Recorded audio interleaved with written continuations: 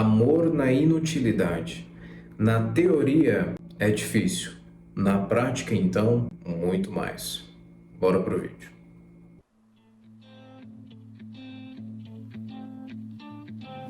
Olá, tudo bem com você? Aqui quem fala é o psicólogo Bruno Carlos, terapeuta de casal. Sejam muito bem-vindas, bem-vindos para mais um vídeo aqui deste canal.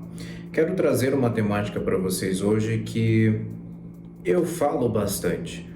Eu falo isso no curso, eu falo isso para os meus pacientes, eu falo isso em palestras, que o amor se resume muito em ter uma capacidade, terá a capacidade de, ainda que aquela pessoa que você escolheu para passar o resto da vida não sirva mais para nada, ainda assim você quer estar com ela.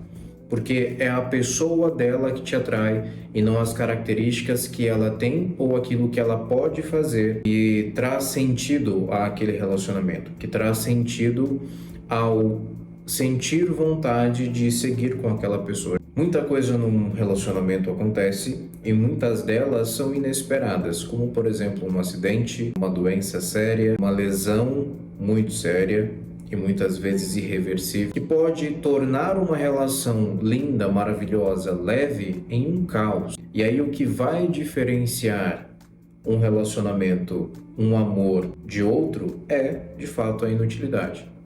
Pode ser que o seu cônjuge, em algum momento desta relação, se torne inútil para você, porque alguma coisa aconteceu que gerou esta condição. Não quero dizer que você conheceu esta pessoa desta forma. Inútil que eu digo é no sentido de poder, por exemplo, prover a casa, de poder trabalhar, de poder estudar, de poder muitas vezes conversar ou enxergar, de poder sentir sabores, de poder realizar alguns sonhos que qualquer outro casal poderia. Por exemplo, uma caminhada longa, subir uma montanha, nadar e assim por diante. Perder tudo isso e ainda assim querer estar com aquela pessoa é um esforço muito grande, porque você vai estar se abdicando de uma série de coisas que normalmente qualquer pessoa quer, independente da idade.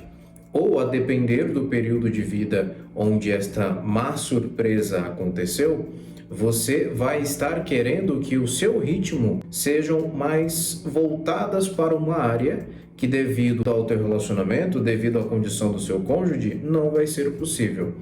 E isso vai te causar desânimo.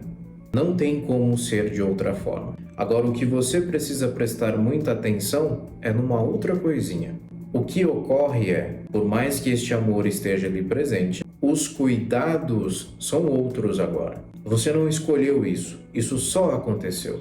Então você é pega ou pego de surpresa. E aí há uma problemática em alguns casos ainda maior, o que normalmente também acontece quando você é filho e precisa tomar algumas decisões em relação aos seus pais que já têm uma certa idade. Você precisa pensar em continuar como esposa, marido, ou se tornar muitas vezes cuidador e cuidadora. Pelo seguinte motivo: pode ser que se você for tomar algumas atitudes no papel de marido ou esposa, o seu cônjuge não vai aceitar. Independente da condição, a teimosia ainda está lá. E aí você não vai ter muito jogo de cintura para saber lidar com aquilo. Então, normalmente, quem está numa situação como esta, de ter de tomar alguns cuidados, de ter de tomar algumas atitudes, de passar a ter todo um contexto de relacionamento diferente ou adaptado a uma determinada situação, a um determinado motivo, causa, vai ter que conciliar algumas ideias, vai ter que conciliar alguns pensamentos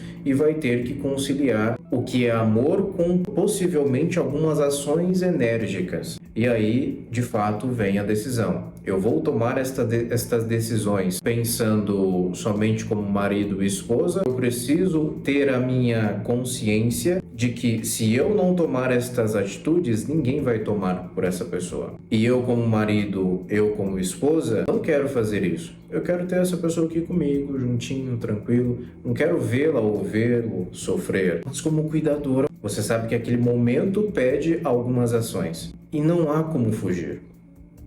Pacientes, por exemplo, que estão com câncer, algumas atitudes é você enquanto marido, é você enquanto esposa que vai ter que tomar junto ao seu esposo, junto à sua esposa. É muito difícil. E aí o que acontece muitas vezes é se confundir, sabe?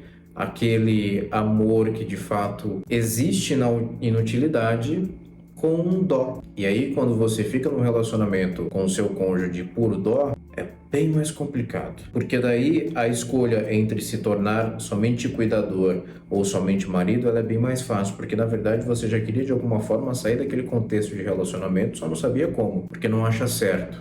Então você fica. E aí quando vem a necessidade de tomar algumas providências e ações enérgicas, você abusa um pouco, porque você está de saco cheio daquilo. Você não quer estar ali. Seria muito mais assertivo. É claro que existem casos e casos, e eu sei que em algumas situações a outra pessoa, o cônjuge no caso, não tem com quem contar. É só você e você. Mas ainda assim seria mais correto que você chegasse para o seu cônjuge e dissesse, verbalizasse, olha, eu vou estar com você até o fim, mas eu não consigo nos ver mais como um casal. Eu preciso me dar esta liberdade para poder conseguir cuidar de você da maneira correta. Eu preciso ter essa liberdade de poder procurar outras coisas, não só outras pessoas, mas procurar me divertir, procurar descansar, procurar vida em outro lugar, para que eu possa estar bem, para voltar aqui e te ajudar da melhor forma possível. São combinados dificílimos, que torna a vida dos dois lados não mais fácil, porém sincera. Isso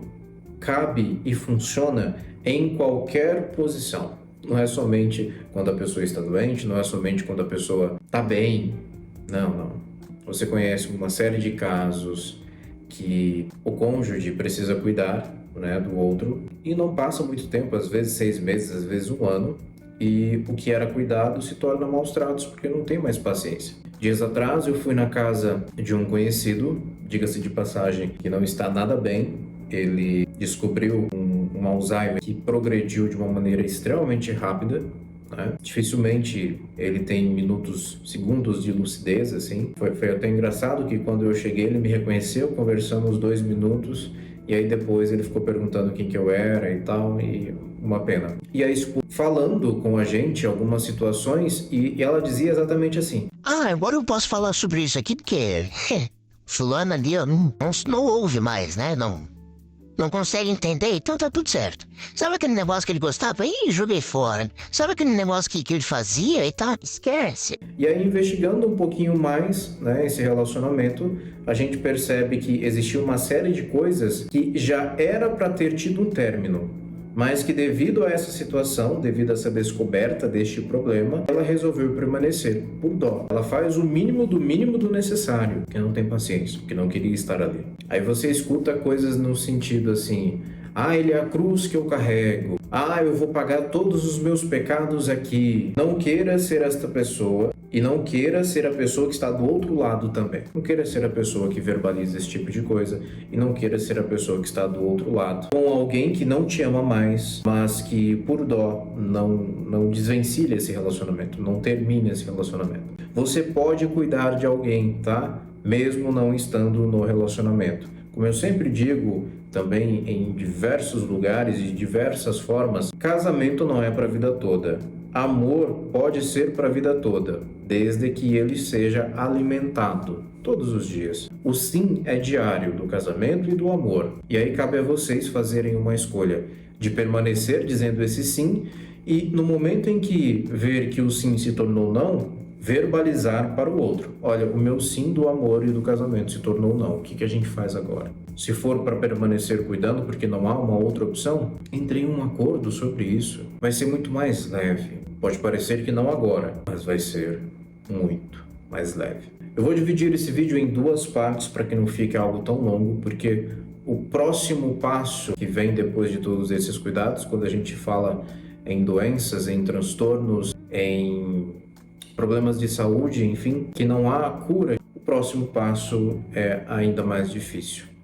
Pode parecer que seja o fim de tudo, mas pode ser o começo.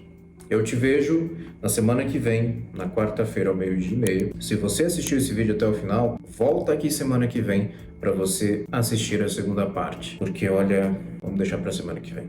Até lá.